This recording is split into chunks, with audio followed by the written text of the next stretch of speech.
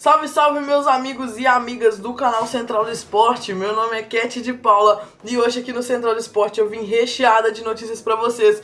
Quer ver só? A gente vai falar sobre o Milan que tá aí com um novo técnico a caminho. Vamos falar sobre o BAP que soltou o verbo falando da lesão de Arrascaeta na seleção do Uruguai. Vamos falar também do Cruzeiro que tá negociando uma de suas joias para um clube da Série A do Brasileirão. E é lógico, o nosso giro da Copa. Então gente, vamos fazer o seguinte, enquanto a nossa vinheta roda, já deixa seu like, se inscreve no canal, ativa o sininho, porque aqui tem vídeo novo de segunda a sexta, às 13 e às 19 horas. Não esquece também de hypar, se você tem a opção, compartilhar esse vídeo com todos os seus amigos. Então, roda a vinheta.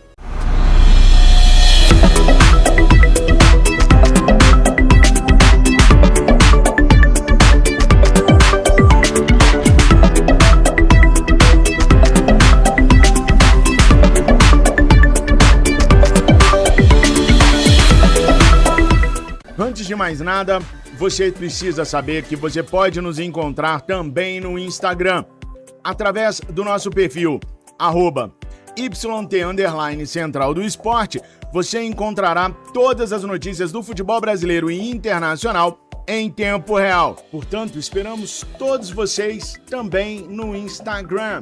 Guardou?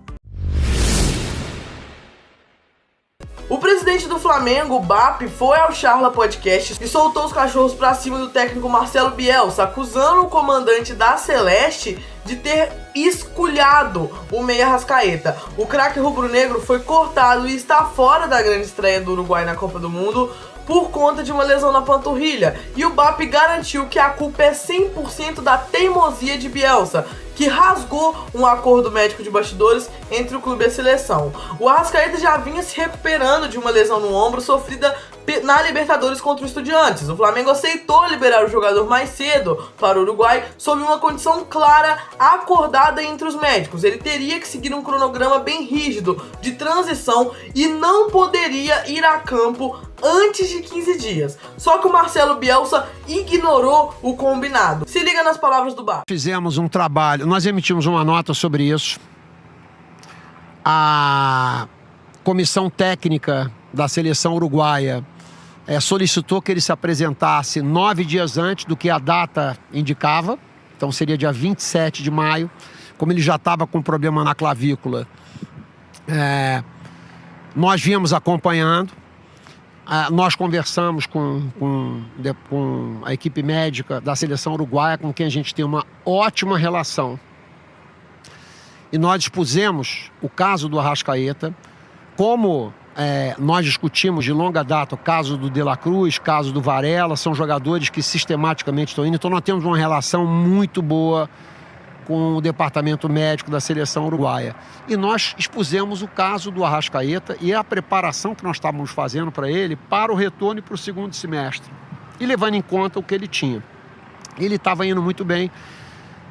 O departamento, a área médica da seleção uruguaia concordou com o programa que a gente tinha traçado, garantiu para a gente que ele seguiria à risca aquele programa. E dentro desse programa ele não voltaria a campo antes de 15 dias, a partir do dia que a gente estava entregando ele. E não foi cumprido com o que foi combinado. O técnico manda ele voltar antes a campo, força a mão com o atleta e o atleta acaba se contundindo. Então, vamos deixar muito claro aqui. O técnico que rompeu essa programação. Vamos deixar muito claro aqui. Quem manda o atleta a campo e força ele a jogar não é o departamento médico, essa é uma escolha do técnico.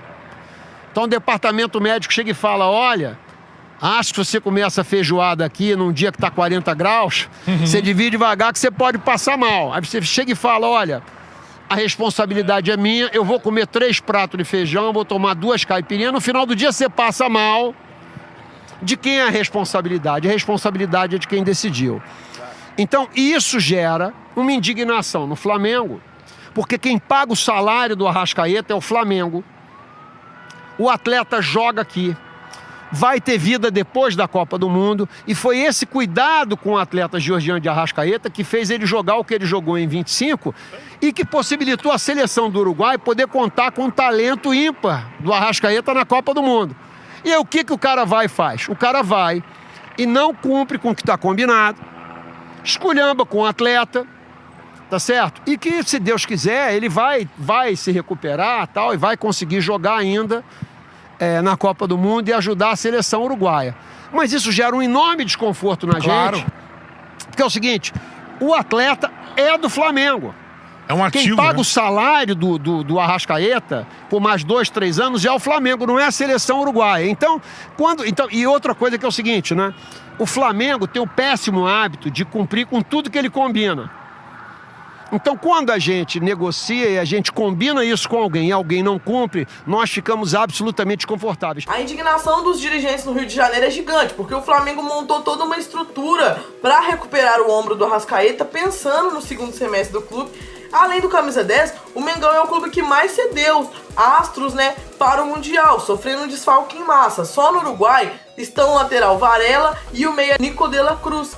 A lista de convocados do Fla ainda tem Léo Pereira, Alexandro e Lucas Paquetá na seleção brasileira, além de Carrascal na Colômbia e Gonzalo Plata no Equador. Ver o seu principal jogador ser estourado por teimosia de outra comissão técnica gerou uma crise bem grande nos bastidores. E a situação na seleção uruguaia nos Estados Unidos já é caótica por si só. Além do Arrascaeta e do zagueiro Ronald Araújo do Barcelona estarem aí trancados no levantamento médico com dores na panturrilha, a delegação da Celeste também sofreu um problema grave na documentação da imigração. Isso atrasou o desembarque do elenco, que estava treinando no México e só conseguiu chegar em solo americano na véspera do jogo. Mesmo no meio desse sufoco, o Uruguai faz sua grande estreia na Copa do Mundo hoje, segunda-feira, dia 15 de junho, às 19 horas, pelo horário de Brasília, enfrentando a Arábia Saudita no Hard Rock Stadium, em Miami, pelo Grupo H. E aí, gente, o presidente BAP está coberto de razão em detonar o Bielsa nos bastidores por ter estourado o Arrascaeta? Ou você acha que o Flamengo tem que entender o risco? O Cruzeiro acertou hoje o empréstimo do jovem Japa, de apenas 22 anos, para o Mirassol. O jogador estava sem espaço no time do técnico Arthur Jorge e vai defender o clube paulista, que disputa a Série A do Brasileirão, disputa a Libertadores aí pela primeira vez em sua história. O vínculo do meio-campista com o Mirassol vai ter validade até o final da temporada e não tem opção de compra fixa no contrato. O Japa também recebeu outras sondagens aí, né, gente, do Coritiba, do Alverca de Portugal e do Famalicão, também de Portugal, nessa janela de transferências. Porém, o projeto apresentado pelo Mirassol foi visto com mais interesse para o desenvolvimento do atleta, que está buscando aí maior sequência de jogos. No Cruzeiro, o Japa teve aí alguns probleminhas musculares, não conseguiu emplacar uma sequência de partida. Em 2025, depois de se recuperar da sua lesão, que o deixou afastado por um longo período, o jogador foi pouco utilizado, muito em razão da forte concorrência no setor, né? No início da temporada, o Cruzeiro utilizou aquela equipe alternativa sob o comando do técnico Tite, e o Japa teve aí oportunidade em 3 partidas como titular. Com o Arthur Jorge, o meio-campista já não recebeu nenhuma chance, chegou a figurar no banco de reservas em algumas ocasiões, mas não chegou a entrar em campo. E além disso, no início do ano, o jogador estava na mira do Inter. O Colorado até demonstrou interesse na negociação, mas o Cruzeiro descartou abrir conversas com o clube gaúcho após aquele caso do Vitão, que estava bem encaminhado com o Cruzeiro e acabou indo para o Flamengo. O Japa é considerado para muitos da torcida um ótimo jogador, realmente nas oportunidades que teve, fez alguns jogos sim alguns jogos bons sim. Eu não acho que ele seja um mau jogador pelas partidas que eu vi dele no Cruzeiro. Acho sim que futuramente pode ser importante para a Raposa, mas acho sim que agora um empréstimo para ele, principalmente no Mirassol, ele vai ter aí uma rodagem da hora, seja sim uma boa opção para o Cruzeiro. E você, torcedor do Cruzeirense, qual é a sua opinião? Você emprestaria o Japa nesse momento? Manteria ele no elenco? Deixe nos comentários, eu quero saber a opinião do torcedor aqui no canal. Bom, gente, a Copa do Mundo é o maior balcão de negócios do planeta e um carrasco recente da seleção brasileira acabou de protagonizar uma transferência de bastidores bilionário. O Bayern de Munique fechou um princípio de acordo com o PSV Eindhoven para contratar o meia marroquino Ismael Saibari, o grande craque que marcou o gol do Marrocos no empate contra o Brasil nas estreias das seleções do Mundial. O Bayern deu um chapéu no Barcelona para selar essa contratação histórica de 325 milhões de reais. A transferência vai cravar um novo recorde histórico de vendas para o futebol holandês, podendo atingir a incrível marca aí de 55 milhões de euros, né? E como o Saibari está concentrado nos Estados Unidos, com a espetacular seleção do Marrocos para a disputa da Copa do Mundo de 2026, o Bayern montou aí uma logística para fechar o negócio imediatamente. Como o chefe do departamento médico do Bayern está nos Estados Unidos defendendo a seleção da Alemanha no Mundial, o clube vai realizar os exames médicos do marroquino lá mesmo no solo americano para ele assinar o contrato até 2031. Essa movimentação agressiva dos dirigentes bávaros nos bastidores é uma resposta direta a uma frustração recente no mercado. O Bayern tinha como alvo principal o atacante Anthony Gordon, mas o jogador acabou optando por fechar com o Barcelona de última hora. Sem tempo para lamentar, a alta cúpula alemã voltou todos os seus radares para Saibari, que já vinha sendo monitorado pelo setor de scout. O PSV estava em uma posição de negociação extremamente sólida e durona, já que o marroquino de 25 anos tinha um contrato bem longo de renovação assinado até os meados de 2029, o que obrigou os alemães a abrirem os cofres sem dó. E não foi só o gol contra o Brasil que chamou a atenção do Bayern. Os números dos bastidores do jogador na última temporada são assustadores. Ele foi eleito de forma incontestável o jogador do ano no futebol holandês após uma jornada estelar pelo PSV, participando diretamente de 23 gols em apenas 27 partidas oficiais, anotando 15 gols e distribuindo 8 assistências. Ele se despede do Eindhoven com 142 jogos no currículo, uma bagagem pesadíssima de títulos, 3 taças da Liga Nacional, 3 Supercopas e 2 Copas da Holanda, uma valorização bizarra para um atleta que o PSV comprou em 2020 junto ao Genk por apenas 200 mil euros. Torcedor e fã do Central do Esporte, Saibari tem futebol para ser o novo dono do meio de campo do Bayern de Munique? Vai virar uma estrela mundial? Ou pagar 323 milhões por causa de um gol contra o Brasil, uma temporada boa na Holanda, não vale a pena? Deixe nos comentários. O Milan acaba de fechar com seu novo técnico para capitanear a sua reconstrução. O português Rubem Amorim aceitou o desafio e é o novo treinador do clube rossoneiro. A informação, cravada pelo tradicional jornal português A Bola, revela que a diretoria italiana conseguiu convencer o comandante de 41 anos a rasgar o seu plano de tirar um ano sabático após deixar o Manchester United. Ele chega a Milão com um contrato de longo prazo e um salário astronômico de mais de 20 milhões de reais por temporada. Rubem Amorim estava livre no mercado desde janeiro, quando se despediu do Manchester United, e a sua ideia fixa era passar o restante de 2026 longe dos gramados e dos bancos de reserva para descansar. Só que o peso da camisa do Milan, o projeto apresentado mudou tudo, já que o português nunca escondeu a sua admiração histórica pelo clube. Pelo acordo selado, o Amorim vai assinar até junho de 2028, com opção de renovação por mais um ano, e vai embolsar aí 3,5 milhões de euros líquidos por temporada, cerca de 20,5 milhões de reais, fora os bônus milionários por títulos e vaga na Champions League. A missão dos bastidores hoje, que o Rubem Amorim terá pela frente em San Siro, é bem colossal. O Milan vive um momento de muita cobrança, né, gente? Ficou aí fora da Champions League nas 2 últimas temporadas, se eu não me engano. Terminou o italiano em 8ª posição em 2025, em 5º agora em 2026. Então ele chega aí como o status de salvador da pátria que tinha no esporte. E olha um detalhe bem curioso, antes de fechar com o português, o Milan tentou a contratação do Matthias Hässler, técnico alemão que é o atual campeão asiático pelo Al-Ahly, mas a burocracia para tirá-lo da Arábia fez o Milan ir com tudo para cima do Amorim, que estava livre. E a chegada do Rubem é apenas a ponta do iceberg da reformulação completa que a diretoria do Milan está fazendo nos escritórios. Junto com o novo técnico, o clube trabalha para anunciar um novo diretor esportivo de peso e 2 nomes estão na mesa de negociações dos bastidores: Marcus Kroos, do Frankfurt, e Davin Ozek, do Fenerbahçe. O favorito hoje é o Ozek, que virou o grande fetiche do Milan pelo trabalho brilhante que fez no Bayer Leverkusen, sendo o cérebro por trás da montagem daquele elenco histórico de Xabi Alonso. O Milan quer copiar a fórmula alemã para voltar ao topo. Rubem Amorim é o nome certo para trazer o Milan de volta ao topo, para fazer o Milan dominar a Itália de novo? Deixe nos comentários.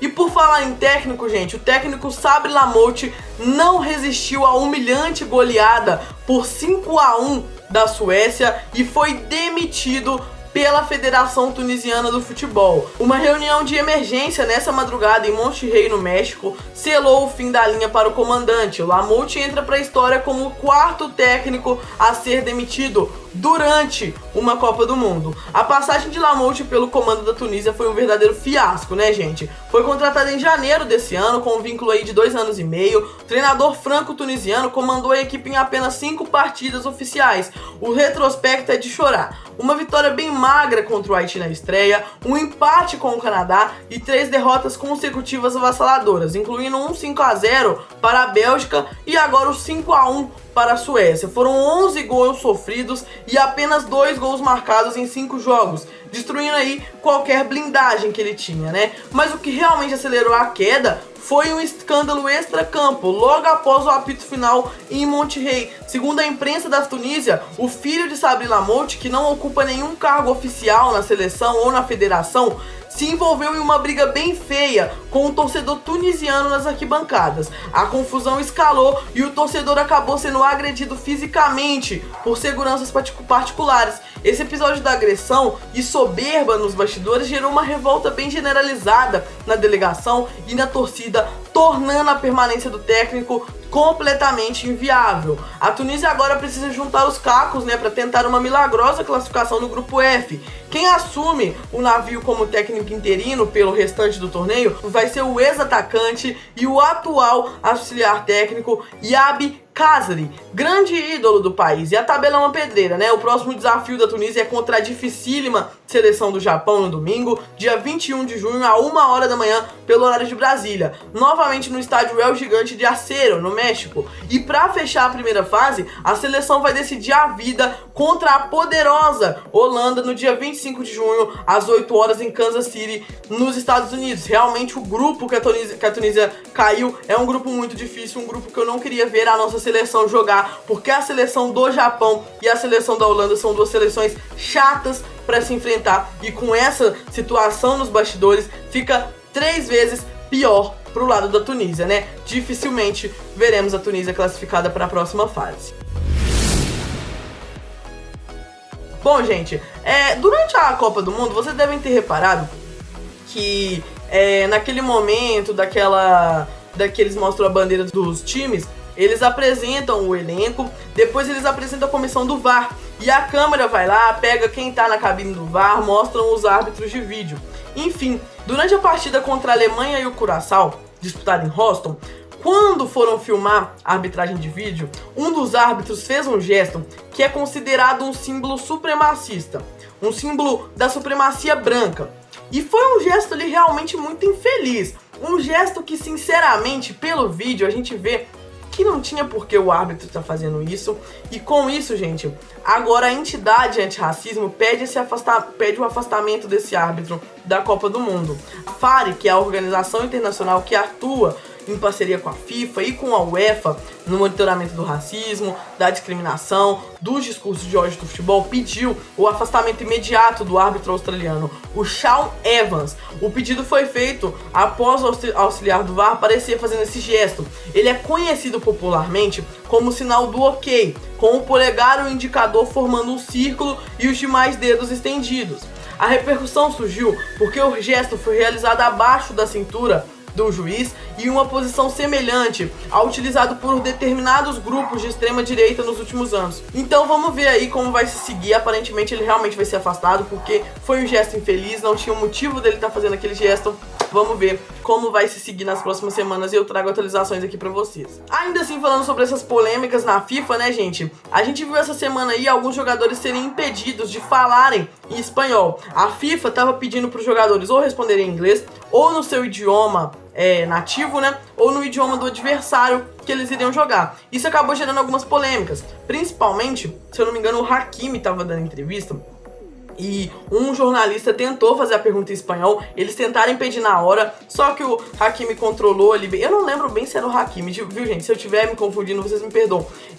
Na hora ele tentou ali pedir pra eles deixarem o jornalista fazer em espanhol e ele responde em inglês. Foi um climão na hora, enfim. E aí a gente ficou sabendo que a FIFA não queria que os jogadores fizessem as entrevistas em espanhol. Só que agora a FIFA voltou atrás e liberou o espanhol em todas as entrevistas da Copa do Mundo. A medida vai valer até mesmo para os jogos em que nenhum dos países envolvidos tenha o espanhol como a língua nativa. A FIFA disponibilizará tradutores para o espanhol, a exemplo do que acontece já com o inglês, né? E também haverá tradução para a língua predominante dos dois países envolvidos em cada partida. A FIFA recuou em suas regras por conta da repercussão negativa de ter proibido o Vini Júnior e o Hakimi de responderem perguntas em espanhol no jogo entre Brasil e Marrocos. Os vídeos provocaram aí questionamentos, já que o espanhol é o idioma do México, um dos 3 países da sede da Copa. Bom, galera, essas eram as notícias que eu tinha pra trazer pra vocês. Muito obrigado por assistir até aqui. Não esquece de comentar aqui embaixo, se inscrever no canal, ativar o sininho, porque aqui tem vídeo novo de segunda a sexta, às 13 e às 19 horas. Não se esquece também de hypar, se você tem a opção, compartilhar esse vídeo com todos os seus amigos. Muito obrigado por assistir até aqui. Até amanhã, às 13 horas, com todos os resultados dos jogos de hoje, com as minhas opiniões e com muita notícia. Muito obrigado. Até amanhã. Tchau, tchau.